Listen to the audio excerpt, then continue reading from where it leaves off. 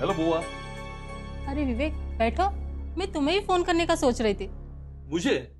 कोई खास बात? खास ही समझो, शालिनी के विवाह के बारे में बात कर रहे हैं भैया और भाभी। अरे वाह बुआ, ये तो बहुत खुशी की बात है। मैं अभी जाके शालिनी को बधाई देता हूँ। हाँ। अरे नहीं नहीं, ऐसी गलती कभी मत करना। क्यों? शालिनी से इस बारे में चर्चा नहीं हुई है, सिर्फ आपस में भाई और भाभी की बात हुई है। फिर शालिनी को? नहीं नहीं, वैसे तो मैंने शालिनी को बता दिया है, वो भैया और भाभी से बात कर लेगी। पर क्या शालिनी शादी करने को राजी हो जाएगी? मुझे तो नहीं लगता, पर जहाँ तक मैं शालिनी को जानती हूँ वो शादी करने के लिए राजी नहीं होगी। पर क्यों? उसने समाज सेवा के लिए कितने रिश्ते ठुकरा दिए हैं। ठुकरा दिए? मैं कुछ समझा नहीं। शालिनी शादी करेगी, पर उसकी कुछ शर्तें हैं। शर्तें? हाँ, शर्तें। और वो क्या है? शालिनी उसी से शादी करेगी जो उसकी शर्तें मानेगा। और उसकी शर्तें क्या है? उसकी शर्तें ये है कि शादी के बाद भी वो समाज सेवा करेगी, और जो उसकी शादी में जो फिजूल खर्चा होने वाला है वो समाज सेवा में लगाएगी। बस इतनी सी शर्त है? तो बहुत अच्छी बात है बुआ। बल्कि मैं ये समझता हूँ कि आज के इस युग में हर स्त्री को शालिनी की जैसा सोचना चाहिए। हाँ। ये तुम क्या कह रहे हो विवेक? बुआ, मैंने वही कहा जो मुझे सही लगा। हाँ। क्या तुम ऐसी लड़की से शादी करोगे जो तुम्हारे सामने शर्तें रखेगी? क्यों नहीं बुआ, अगर उसकी शर्तें जायज हो और उसकी बात में दम है तो उसकी हर शर्त माननी ही पड़ेगी।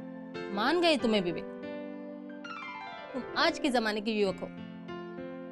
ऐसी कोई बात नहीं, मैं जैसा भी हूँ अपने आप को कंफर्टेबल मानता हूँ। विवेक, शायद भाभी आवाज दे रही है। ओके बुआ, मैं चलता हूँ। इस विषय में मैं फिर से बात करूंगा आपसे। हाँ, अभी चलता हूँ। ओके?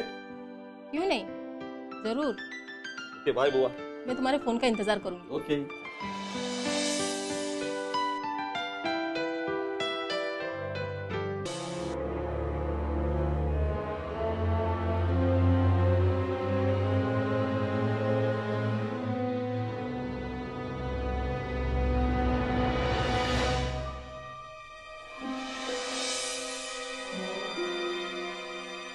आओ हीरा पन्ना आओ, हमें उम्मीद थी तुम दोनों जरूर आओगे। आखिर आने में थोड़ा टाइम लगा, लेकिन तुम दोनों आ ही गए। मैडम, बड़ी मुश्किल से आप तक आ पहुंचे। आपका मैसेज मिला और हम मुसीबत में फंस गए। क्यों, क्या हुआ? तुम्हारे सरकार को पता चला? मैडम, अब तक तो पता नहीं चला, पर अब पता चलते ही। क्यों, क्या होगा? क्या नहीं होगा ये पूछो मैडम। मतलब इतना खतरनाक है तुम्हारा शेरा? खतरनाक? खतरनाक? खतरनाक के बाप है हमारे सरकार। कई लोगों की ऐसी बोलती बंद कर दी है कि वो हमेशा के लिए गूंगे हो गए। तुम दोनों मुझे गजराज के कारनामे बताकर डरा रहे हो? नहीं मैडम, हम आपको क्या डराएंगे। मैडम, हम खुद डरे हुए हैं। लेकिन किससे? मैडम आपसे। मैडम, आप दिल्ली से आई हुई सीबीआई ऑफिसर और हम इस शहर के सरकार के 2 सिपाही। अब आप ही बताइए मैडम। मैडम, आपसे तो हमें डरना पड़ेगा ना।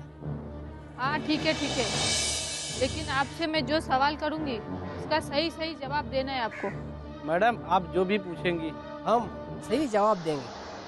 तो बताओ, शेरा कहाँ है? शेरा? हाँ शेरा। वह क्या है मैडम शेरा? हाँ मैडम, हम शेरा को जानते हैं। पर हमारी उससे कोई मुलाकात नहीं। झूठ बोल रहे हो तुम दोनों। नहीं मैडम, हम सच कह रहे हैं। ठीक है, अगर तुम्हारी बात सच मान लिया जाए तो क्या मैडम? तो शेरा गजराज के लिए काम करता था। मैडम, छोटे मुंह बड़ी बातें। दरअसल ऐसा तो हम नहीं कह सकते। पर हाँ, सरकार से जरूर शेरा की मुलाकात हुई है। बस मुझे यही चाहिए था, बस मेरा काम बन गया। पर मैडम, हम तुम दोनों जा सकते हो। मैडम, पर हम दोनों का नाम कहीं पर नहीं आएगा, भरोसा रखो। ठीक है मैडम, तो हम चलते हैं।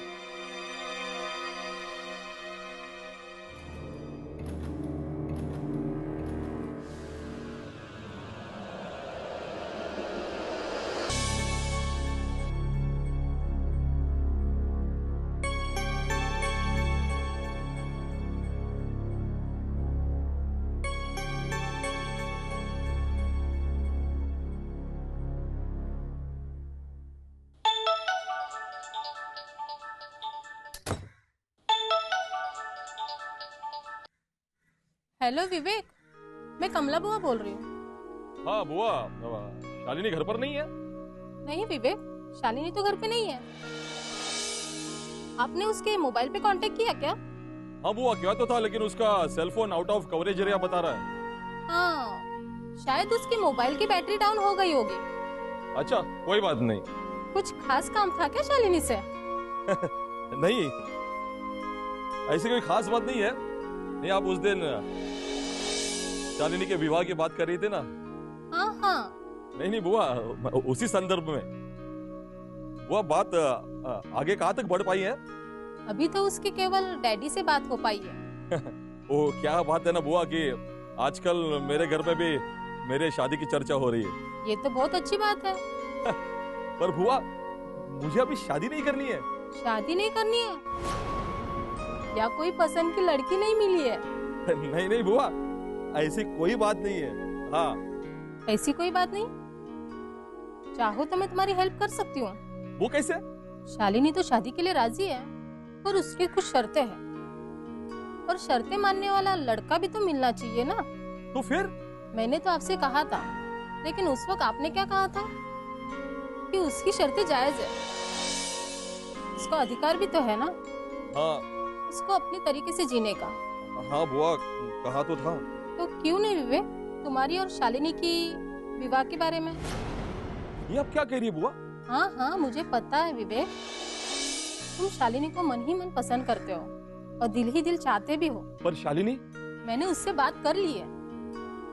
सिर्फ भाई और भाभी से बात करनी है। तुम अपने मम्मी डैडी से बात कर लो, बाकी तो मैं संभाल लूंगी।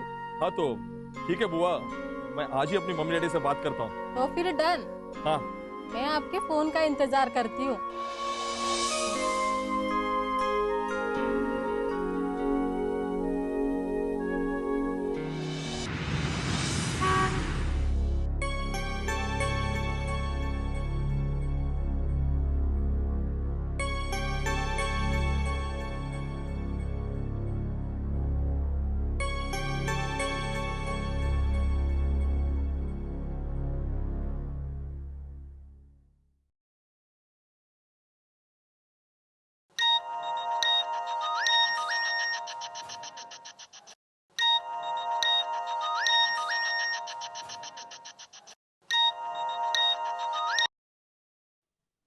हेलो। मैं शेरा बोल रहा हूँ। हाँ बोलो शेरा, मैं हीरा बोल रहा हूँ। क्या खबर है? कुछ ठीक नहीं है यार। क्या मतलब? अरे वही सीबीआई ऑफिसर किरण सिंह कुछ ज्यादा ही होशियारी दिखा रही है। ओ आई सी, उसने तो बॉस को भी अंडरग्राउंड होने पर मजबूर कर दिया। कुछ ज्यादा ही फटफटा रही है वो। उसके तो पर कतरवाने पड़ेंगे।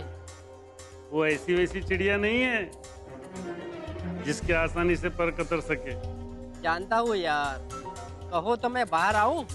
नहीं नहीं, तुम वहाँ का संभालो, मैं यहाँ का देख लूंगा। मालूम है मुझे, लेकिन इस वक्त ठंडे दिमाग से काम लेना पड़ेगा, और उसके लिए तुम्हें कुछ करने की जरूरत नहीं। तो क्या हम अपना काम? अरे नहीं शेरा, तुम अपना काम करो और हम अपना काम करेंगे, और सीबीआई का टेंशन मेरे पे छोड़ दो। एक बात बताओ, आखिर ये काम? मैं समझ गया तुम क्या जानना चाहते हो। एक बात बताओ शेरा, जो काम किसी से नहीं होता उसके लिए हम किसे बुलाते हैं? कहीं तेरा इशारा? बिल्कुल सही सोचा तुमने। फिर तो यार सारा टेंशन ही खत्म। कोई भी जुआरी अपना आखिरी पत्ता अपने पास सुरक्षित रखता है, और ठीक ऐन वक्त पर उसे शो करता है। समझ गए तुम? क्या बात है, कौन रोक सकता है तुम्हें? मैं तुम्हें इस सफलता की अभी से मुबारकबाद देता हूँ। शुक्रिया शेरा, जाओ ऐश करो। Good bye.